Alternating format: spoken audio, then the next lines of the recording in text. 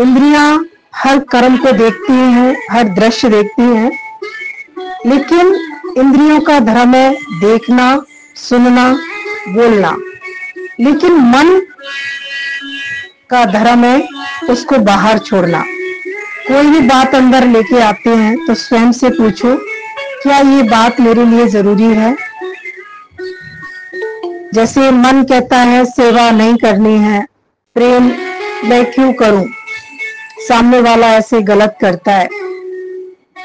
तो सामने वाला गलत करता है, उसकी गलती बाहर छोड़ दो।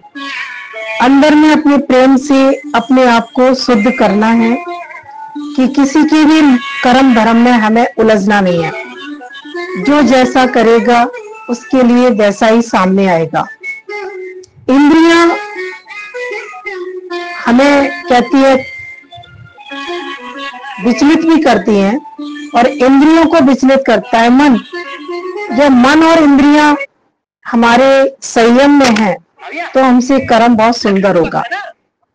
मन को भी मैं देखने वाला हूँ, और जो इंद्रियां हैं मैं उनकी चंचलता को भी मैं संयमित करने वाला हूँ।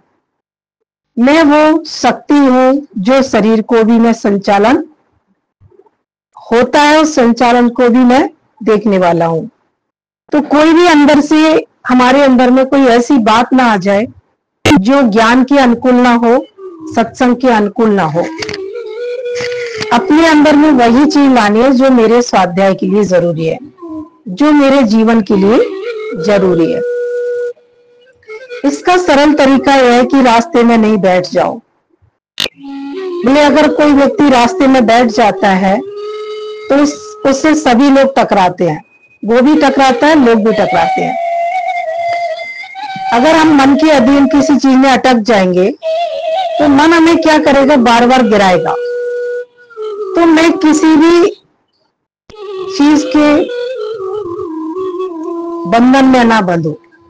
इंद्रियों को मैं चलाने वाला हूँ, मन को मैं देखने वाला हूँ, और मुझे किसी भी सुख भोग की आसक्ति में इंतजार नहीं करना। कई बार हम कहते हैं हमारे भी सुख के दिन आएंगे, हम भी ऐसा करेंगे। बोले आज जो सुख नहीं है वो कल कभी सुखी नहीं हो सकता। Today is the best day. आज का दिन अगर आपने एंजॉय नहीं किया, आज के दिन में अगर आपने ज्ञान का आनंद नहीं लिया, तो तुम्हें भविष्य में किसी चीज से आनंद नहीं आएगा। किसी के इंतजार में हमें रास्ते में वेट नहीं करना। अपने को ज्ञान से बनाते जाओ और सत्संग में अपने मन को गलाते जाओ। ये मन बहुत सारी चीजों से बचता है। अपने मन की गंदगी केवल हम स्वयं ही चेक कर सकते हैं, और स्वयं को ही हम आज्ञा दे सकते हैं। सामने वाले को हम आज्ञा देंगे, वो माने ना माने कोई फर्क नहीं पड़ता। लेकिन अगर हम मन को अपना बस कर लें और अपने को वही कर्म करने के लिए आदेश दें जो हमारे लिए उन्नति करता है, जिससे मेरे अंदर में ज्ञान की वृद्धि हो, प्रेम की वृद्धि हो। कुर्बानी की कोठरी में घुसकर अंदर से वैराग्य की कुंडी लगाकर इंद्रियों की खिड़कियां हमेशा के लिए बंद कर दो। बोले जब तुम बोले ज्ञान में वही व्यक्ति अपने आप को पकाएगा जो कुर्बानी कर सकता है। कुर्बानी हमें हर पल हमारा शौक बन जाए।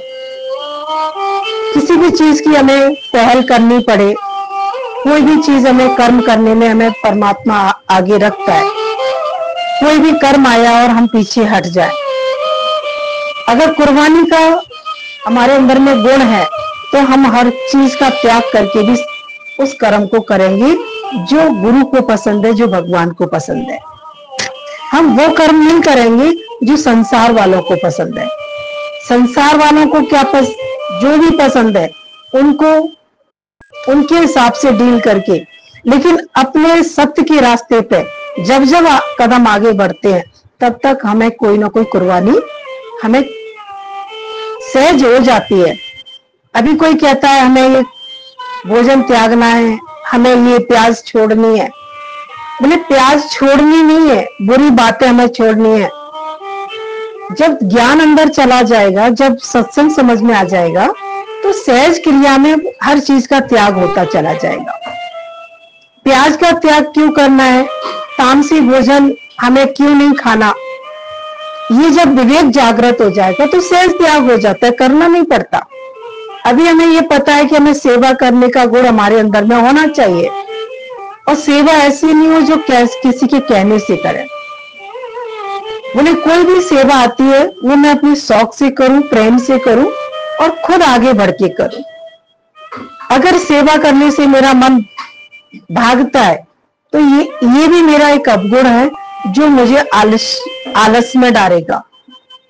अभी अपनी ही सेवा करना, कहीं और जाके हम झुकना नहीं चाहते, मुड़ना नहीं चाहते, कोई जिम्मेदारी लेने से मन डरता रहता है, तो कैसे हम कुर्बानी करेंगे। कुर्बानी कई प्रकार की है, जैसे मन को चाहता है, मन को पीछे करके हमें कर्म को करना है। मन पैसे में ज्यादा लगा है तो मैं पैसे का त्याग भी हमें करने से हमारी पैसे से मोह ममता निकल जाती है। कभी किसी की निंदा चुभ जाती है तो शरीर से आसक्ति होती है तो निंदा भी बहुत टच कर जाती है। तो हर चीज के अंदर से हमें आसक्ति हटानी है। मैं शरीर नहीं हूं, मुझे शब्द क्यों चुभा, मेरी निंदा होती है तो होती रहे, मुझे निंदा लगी क्यों, सेवा मुझे करने में आलस्य क्यों आया, ये शरीर एक ना एक दिन तो जलना है। अच्छा ये किसी सेवा में आ जाए, अच्छा ये किसी कार्य में प्रभु कृपा से लग जाए। ऐसा जब सौभाग्य से ज्ञान हमारे अंदर में जागृति आ जाएगी तो कभी किसी चीज से बचने का मन नहीं करेगा, पहल करने का मन करेगा। ज्ञानी का पहला ही गुण होता है कुर्बानी, वो हर चीज की कुर्बानी में पहले नंबर पर रहता है। और बताया कि वैराग्य की कुंडी लगाकर इंद्रियों की खिड़कियां बंद कर लो। जब वैराग्य आ जाएगा कि लाए क्या थे, क्या ले जाएंगे, कितना खाएंगे, कितना छोड़ जाएंगे, जब अंदर में ज्ञान से थोड़ी थोड़ी समझ आती है तो हर चीज से मन हटने लगता है। अभी किसी से ज्यादा नेह लगाते हैं तो अभी मन सावधान होता है कि नहीं, हमें ज्यादा किसी में अटैच नहीं होना। अटैच होना है तो भगवान से प्रीत लगानी है, गुरु से प्रीत लगानी है। बाकी दुनिया में सबसे अपना कर्म का खाता काटते जाओ और वैराग्य से अपने अंदर में इंद्रियों को संयमित करना है। इंद्रियां मेरी कोई व्यर्थ में मेरी इंद्रियां इधर उधर भटके नहीं, इधर उधर जाए तो मैं उन इंद्रियों को संयमित करूं और अंदर में उसे ज्ञान से शक्तिशाली बनाओ।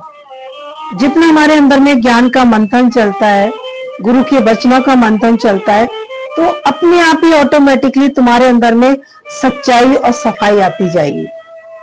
अभी हमारा जिस चीज के हमारे अंदर में सुमरन और रिपीटेशन चलता है तो वही चीज हमारी पक्की होती चली जाती है। अभी हम देखिए हमारे अंदर में दिन भर रिपीटेशन किस चीज का चलता है, जो तुमको हो पसंद वही काम करेंगे। आज पसंद हमें कैसे पता चलेगा कि भगवान को क्या पसंद है, भगवान कैसे मिलेगा, भगवान हमें कैसे प्राप्त होगा। तो आज गुरु हमको मार्गदर्शन करता है, गुरु हमारा विवेक जागृत करता है और हमारा रास्ता रोशन करता है कि इस रास्ते से तुम्हें शांति आएगी, इस रास्ते से तुम्हारे कर्म अच्छे हो जाएंगे, कर्म की करनी तुम्हारी सुधर जाए। तो गुरु के बताए हुए मार्ग पे हम चलते जाते हैं तो धीरे धीरे हमारे स्वरूप का हमें पता मिल जाता है। फिर किसी की बुराइयों में भी मन जाने का नहीं करता। पता है कि गुरु ने बोला है कि निंदा में नहीं जाना, किसी कोई कर्म में हमें व्यर्थ में नहीं फंसना। इंद्रियों को रोकना आ जाता है और वैराग्य भी आ जाता है, तो अंदर से हम निश्चिंत होकर ज्ञान की और आत्मा की कुर्सी पर बैठ के संसार का नजारा देखते हैं कि अब संसार में होता कैसे, क्या हो रहा है। मैं कुछ करने वाला नहीं हूं, मुझसे परमात्मा तू कराने वाला है। अब मुझे उचित करना है कि अनुचित करना है। अभी हम सत्संग में नहीं आए तो शरीर से अपने आप ही अनुचित कार्य होना शुरू हो जाएंगे। अभी हम गुरु से प्रेम नहीं करें, गुरु का हमें भय नहीं है, तो हमसे गलतियां स्वतः ही हो जाएंगी, करनी नहीं पड़ेंगी। तो जब उसका हमसे साया हटता है, वैसे ही हमारा मार्ग अपने आप बदलने लगता है। तो ऐसा कोई कर्म ना करें जो कभी भी गुरु आपसे अपना साया हटाए। बोले एक बच्चा होता है ना, वो जब तक वो समर्थ नहीं होता तब तक वो माँ बाप की बात मानता है, माँ बाप की वही कर्म करता है जो माँ बाप उसको सिखाते हैं, जो उसको समझाते हैं। तो गुरु भी हमारे लिए एक बहुत बड़ी प्रेरणा बनता है। वो वही चाहता है जिसमें तुम्हारा जीवन का कल्याण हो। ऐसा कोई कर्म ना हो जिससे तुम्हारे गुरु की मेहनत व्यर्थ चला जाए। हर चीज के लिए तुम एक कदम स्वयं आगे बढ़ाओ। अभी गुरु किसी कर्म की कहे नहीं, मुझे गुरु की पसंद पता है, गुरु मेरे से क्या उम्मीद करता है, कैसे मेरे जीवन बनना चाहिए, है ना। तो ये प्रेम होगा तो हमें सबकी पसंद स्वयं समझ में आती है। आत्म जिज्ञासु को अपनी नजर ब्रह्म ज्ञानी गुरु के सिवाय से भी मिलानी नहीं चाहिए। उन्हें जिज्ञासु को परहेज बताया है कि कभी भी वो गुरु के सिवाय किसी चीज में अपनी मन आंखें ना फंसाए, ना मन फंसे ना आंखें। जब हम मिलाएंगे नहीं तो किसी चीज में हमारी आंखें जाएंगे नहीं। बार बार सत्य की तरफ मन भागे, गुरु की तरफ ही मन दौड़े। ऐसा प्रेम गुरु से हो जाए तुम्हारा, क्योंकि आंखों में कुदरती कैमरा फिट है। जैसे जैसे स्वभाव वाले मनुष्य से आंखें अटकेंगी, उसके गुण अवगुण दिल में प्रवेश करेंगे। इसलिए जिज्ञासु अपनी आंख ब्रह्मज्ञानी महात्मा की आंख से मिलाए, क्योंकि पूर्ण ब्रह्मज्ञानी 8 ही पैर ब्रह्म के सिवाय दूसरा कुछ नहीं देखता। बोले बताया ना कि ब्रह्मज्ञानी केवल आत्मा के सिवाय, परमात्मा के सिवाय कुछ नहीं देखता। अभी आप जगत में चले जाओ, हर प्राणी इन आंखों से कितने कितने दृश्य देखते हैं। सुबह देखो, शाम देखो, रात को देखो, जितना संसार में देखते हैं उतना ही मन आंखों में वो दृश्य छपते चले जाते हैं। इसलिए ज्ञानी एक ही दृश्य देखता है ही भगवान, है ही भगवान। अगर आंख को कुछ दर्शन करना भी है तो गुरु का दर्शन करना है, अपने भगवान का दर्शन करो, जिससे हमारे अंदर में गुरु के लक्षण आ जाए और परमात्मा के लक्षण आ जाए। सही बात है कि कैमरा फिट होता है आंखों में। जैसे जैसा तुम दृश्य देखोगे, जैसे जैसे लोगों से तुम्हारी मुलाकातें होंगी, जैसे जैसे लोग आपके संपर्क में आते हैं, वैसे ही तुम्हारे अंदर में आचार विचार जाने लगते हैं। इसलिए सावधानी बहुत जरूरी है।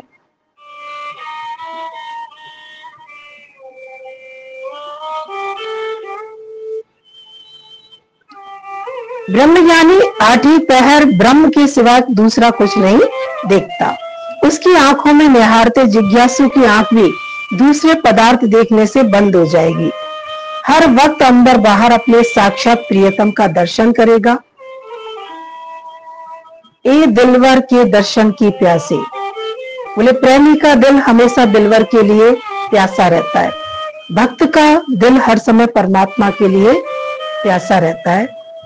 एक माँ का दिल हर समय ममता जैसे उसके अंदर में हर समय जागृत होती है। जब भी वो अपने बच्चे को देखती है तो उसकी ममता उसके हिलोरे मारती है। ऐसे भक्त का दिल भगवान के लिए हिलोरे मारता है।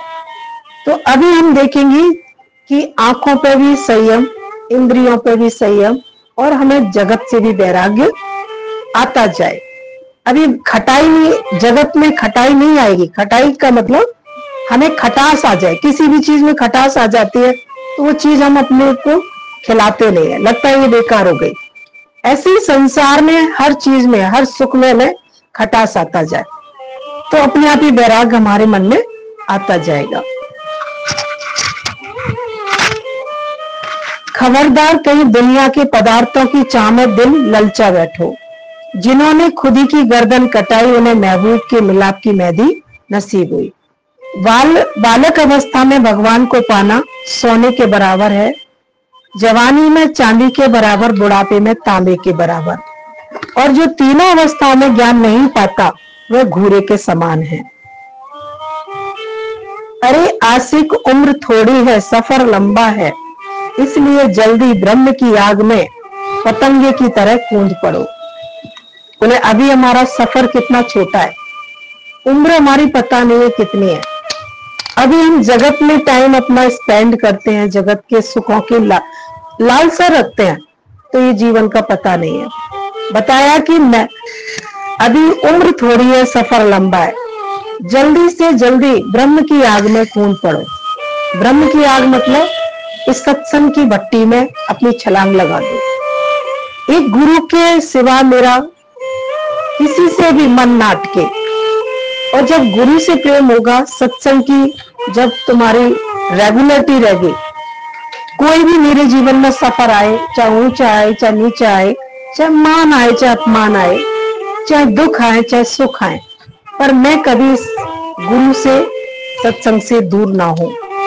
कोई मेरा स्वार्थ पूरा हो या नहीं हो, किसी भी प्रकार के मेरे मन में कोई लालसा ना हो। दुख आए तो अभी मुझे सुख की भांति दुख लगे, कोई निंदा आए, निंदा भी मुझे भगवान का प्रसाद लगे। तो ये जब ही संभव है जब हमारे अंदर में ब्रह्म ही ब्रह्म पक्का होगा। हर जगह ब्रह्म ही ब्रह्म समाया, ब्रह्म के सिवा कुछ नजर ना आया। ज्ञानी को कुछ भी नजर नहीं आता, वो सब में ब्रह्म के दर्शन करता है, इसीलिए वो सबसे प्रेम करने में सक्षम है। तो इस पतंगे की तरह कूद पड़ो। जैसे एक पतंगा अग्नि में कूद जाता है और वापस नहीं लौटता, ऐसी एक जिज्ञासु अपने ज्ञान की अग्नि में अपने को स्वाह कर देता है, फिर उसे जगत की कोई कुछ भी चीज की चाह नहीं रहती है। जो भी प्राप्त होता है वही पर्याप्त लगता है। कभी शिकायत नहीं लगती है कि ये क्यों नहीं मिला, ऐसा क्यों नहीं हुआ, ऐसा कब होगा। वो जग की चाहत में इंतजार नहीं करता, क्योंकि हमें पता है हमारा टाइम खराब नहीं होना चाहिए। जगदीश की ज्योत जलवा देख सको, जिस्म रश्म और इश्म से छूटकर ज्योतिर्मय हो जाओ। जिस्म माने शरीर, शरीरों की आसक्तियों से छूट जाए। रस्म माने लोकारुति, अभी हमें ये करना है, अभी हमें वो करना है, अभी हमारे यहाँ कोई मर गया है तो हम इतने दिन सत्संग नहीं जाएंगे, इतने दिन हम शुभ काम नहीं करेंगे। किसी ने जन्म ले लिया है तो भी हम अच्छा रास्ता छोड़ देते हैं, अब हमारे यहाँ सुतंग लग गया। ये लोका रीति से भी मन छूट जाए। इश्म माने ब्रह्म भाव, इश्म माने उस परमात्मा के ब्रह्म भाव में हम टिकते जाएं और उसी में हम अपने आप को जागृत करते जाएं। ये जीवन मेरा ज्योति की तरह जगमग जगमग हो जाए। अभी अज्ञान हावी होगा तो अंधकार आएगा, और ब्रह्म भाव पक्का होगा तो प्रकाश आएगा। अभी ब्रह्म मुझे हर चीज में, मेरे को ब्रह्म के सिवाय मेरा मन किसी भी कर्म में, गुरु की आज्ञा में भी मुझे, बोले गुरु में ब्रह्म देखोगे तो उसकी आज्ञा में भी तुम्हें अपना कल्याण दिखेगा। अभी हमको कोई कर्म हमसे विचलित क्यों करते हैं? क्योंकि हम जगह जगह तरह तरह के रूपों में फंस जाते हैं। अभी हम जाएंगे घर में तो कहेंगे हम घर में आ गए, फिर बाजार जाएंगे तो कहेंगे हम मार्केट में आ गए, अभी हम कहीं मेले में जाएंगे तो हम मेले में आ गए। यानी अज्ञानी व्यक्ति जगह जगह जाके जगह जगह में अटक जाता है। ज्ञानी कहीं पे भी जाता है, वो सिर्फ ब्रह्म के सिवाय कुछ नहीं कर सकता। ब्रह्म ही लाने वाला है, ब्रह्म ही घुमाने वाला है, और जो भी मुझे दिख रहा है वो सब ब्रह्म का पसारा है। इस ब्रह्म के सिवाय कुछ भी नहीं है। कोई आया कोई गया, ये भी एक नाटक है। इस नाटक में भी मुझे फंसना नहीं है। कोई मुझे छोड़ के चला गया, मेरे वालों को कभी अपने दुख से उपराम होते तो अपने वालों के दुखों में हमारा मन दुखी होता है, फलाना ऐसे दुखी है ऐसे दुखी है। जैसे तुमको ज्ञान से शांति आई है, ऐसे सामने वाले को भी ज्ञान से शांति आएगी। उसको भी ज्ञान का रास्ता देते जाओ अगर कल्याण चाहते हो सामने वाले का। तुम सोचो कि तुम्हें सत्संग से शांति आए और सामने वाला जगत के पदार्थों में सुखी हो जाए, ये तो पहले ही तय, कोई ना कोई किसी को छोड़ के जाएगा। ये जगत सब काल का चबेना है, कोई ना कोई कभी ना कभी किसी काल के मुंह में जाएगा ही जाएगा। आज तुम बच्चे हो, तुम भी कल किस काल के मुंह में जाने वाले हो। तो कभी किसी चीज में हमें परेशान नहीं होना। तो ये ब्रह्म भाव की कैद से छूटकर ज्योतिर्मय हो जाओ। नीचे की ओर बढ़ता है,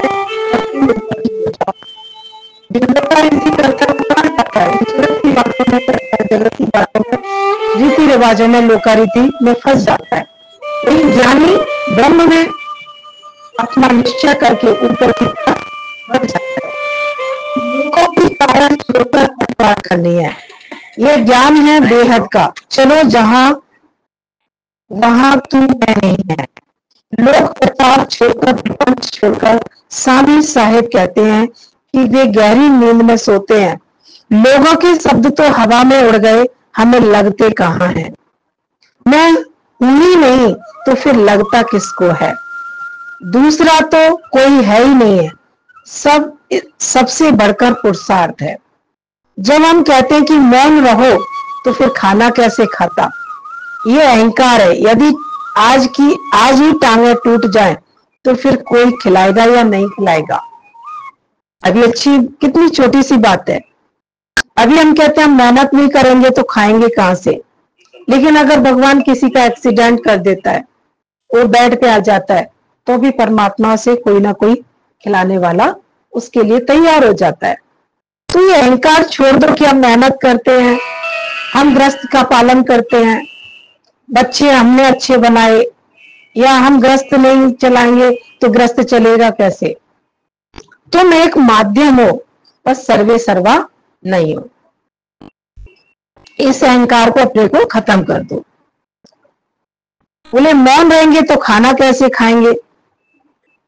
बोले मौन रहने का मतलब है कि हमारा मन ना चले, बुद्धि चले लेकिन कुतर्क ना करे।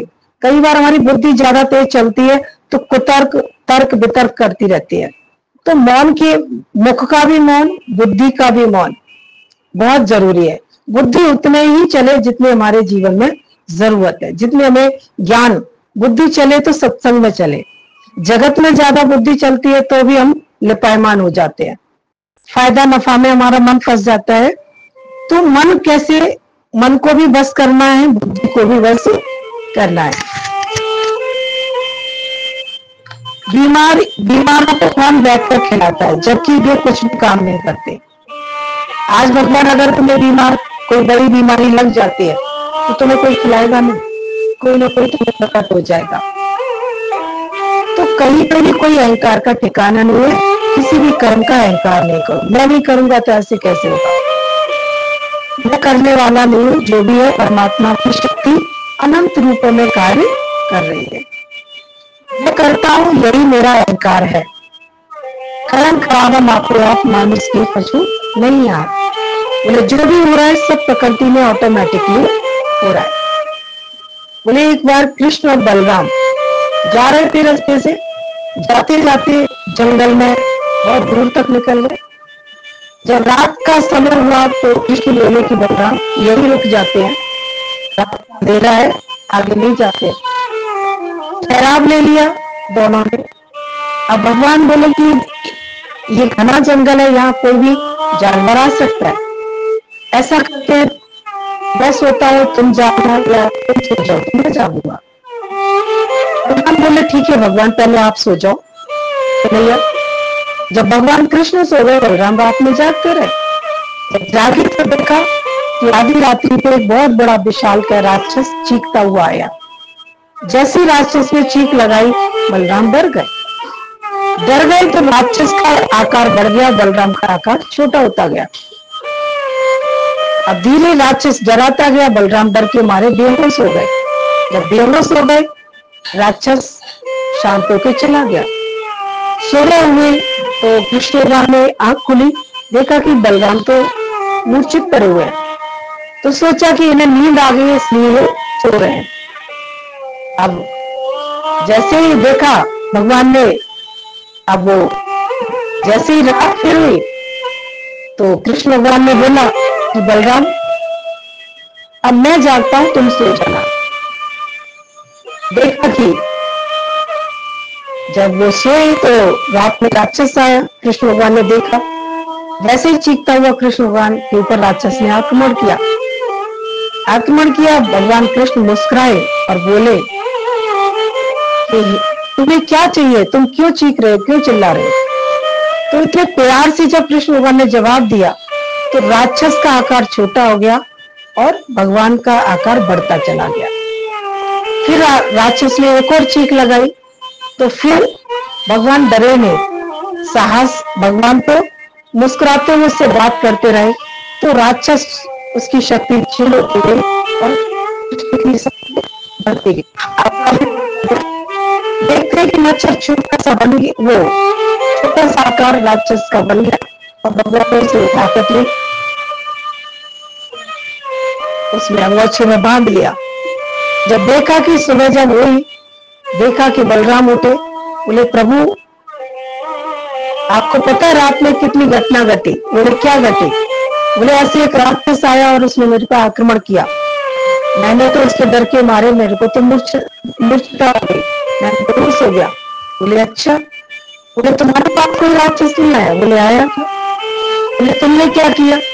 बोले मैंने तो उससे प्यार से पूछा तुम्हें क्या चाहिए, तुम क्यों चीख रहे हो, क्यों चिल्ला रहे हो?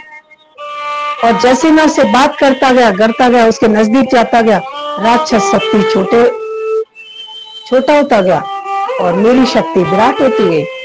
तो इसका सिद्धांत बताया भगवान कृष्ण ने कि हे बलराम, ये जगत ऐसे ही है।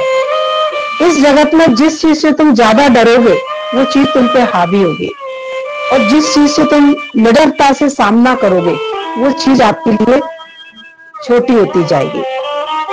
तो कभी भी किसी भी अपोजिट बात से या कई लोग कहते हैं संसार हमें बड़ा दुख मिला, हमें बड़ा संसार में रहने का मन नहीं करता, यह संसार हमें अच्छा नहीं लगता, लोग सुसाइड कर जाते हैं, लोग दुख के मारे इधर उधर पाप कर्म कमाते रहते हैं। तो संसार समझने की चीज है, इसको समझो, इसे समझने की आज शरीर को भी, संसार को भी और इन कर्म प्राणियों को समझने की तुम्हारे अंदर में अगर बुद्धि आ जाएगी तो तुम्हें किसी से डर नहीं लगेगा, सभी से तुम्हें प्रेम करने का मन करेगा। हर व्यक्ति से, हर हालत से हमें डरना नहीं है।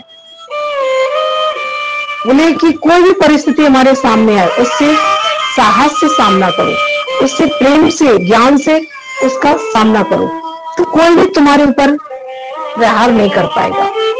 जैसे हम सत्संग में जाते हैं, हम कर्म प्राणियों से सत्संग के लिए, अरे हम घर में सत्संग नहीं बोल सकते, गुरु का नाम नहीं ले सकते, तो क्यों डर है? बोले अगर कोई हमसे हमारे सत्संग का समझदारी नहीं है, तो जब हम संसार के उनके रह रहे हैं उनके बीच में, तो हम उनको समझा सकते हैं प्रेम से। कब तक कोई नहीं समझेगा, एक ना एक दिन आपके सत्संग की महिमा, ठीक है वो आए नहीं आए, लेकिन आपको रोकने का प्रयास नहीं करेंगे। लेकिन हम डरते रहेंगे कि नहीं ये हमें फलाना रोकेगा, संसार में हमें कोई चीज नहीं मिली, हम परेशान हो जाते हैं, कोई व्यक्ति हमारे कहने में नहीं चलता तो हमें डर लगने लगता है। तो डरने से कोई काम बनने वाला नहीं है, उसका मुकाबला करो और उसका सामना करो, और सामना भी बड़े प्रेम से करो, शब्द अच्छे होने चाहिए, भाव अच्छा होना चाहिए, फिर ये दुनिया तुम्हारी बात को सुनेगी। और तुम्हारा भाव खराब हो गया और शब्द खराब हो गए तो ये दुनिया तुम्हारे लिए घातक बन जाएगी। आज गुरु में युक्ति से हर कर्म को करना सिखाता है, समझाता है। तो बलराम को भगवान ने समझाया कि अगर उस राक्षस से तुम डरे क्यों, तुम बात करते ना प्रेम से। लेकिन भगवान ने प्रेम से बात करी तो राक्षस बस में हो गया। ये संसार भी, ये हमारी इंद्रियां भी, ये अज्ञान भी हमारे लिए जब बड़ा बन जाता है जब हम इसको समझते नहीं है। ज्ञान भी बहुत बड़ा हवा नहीं है, अरे सत्संग बहुत कठिन है, अरे इतना हम नहीं कर सकते, इतना हम नहीं कर सकते, हम तो इतना बढ़ेंगे। अब समझो ना, अगर नहीं करोगे तो संसार वाले तुम्हें नहीं छोड़ेंगे, और गुरु की रास्ता तुम्हें समझ में आ जाएगा तो वो कठिन नहीं है, वो बहुत सरल है। अगर सरल नहीं होता तो राम अपने त्याग नहीं कर पाते, उन्हें पता है त्याग में भी, बलिदान में भी और संन्यास में भी जो मजा है वो राज्य के सुखों में नहीं है। तो उन्होंने सहज त्याग को स्वीकार किया। हम भी त्याग को त्यागना नहीं चाहते, तो त्याग हमें कब सरल लगता है? जब हमें हर चीज का विवेक जागृत हो जाएगा। जगत उतना ही अच्छा है, लेकिन ज्ञान समझ में आ जाएगा तो जगत भी अच्छा लगेगा, फिर किसी से भागने का मन नहीं करेगा। भागने से कुछ नहीं हाथ आएगा, जागने से सब कुछ काम बनेंगे, और जागने से हमारे जीवन की हर उलझन सुलझेगी। कोई भी दुख मेरे से बड़ा नहीं है, कोई भी सुख मेरे से बड़ा नहीं है। दुख सुख का भी जन्म मेरे से ही उत्पन्न हुआ है। आज जो भी दुख आया है वो मेरे से उत्पन्न है, और जो भी सुख आया है वो भी मेरे से ही उत्पन्न है। तो ना तो मुझे दुख से डरना है, ना मुझे सुखों की चाहत रखनी है।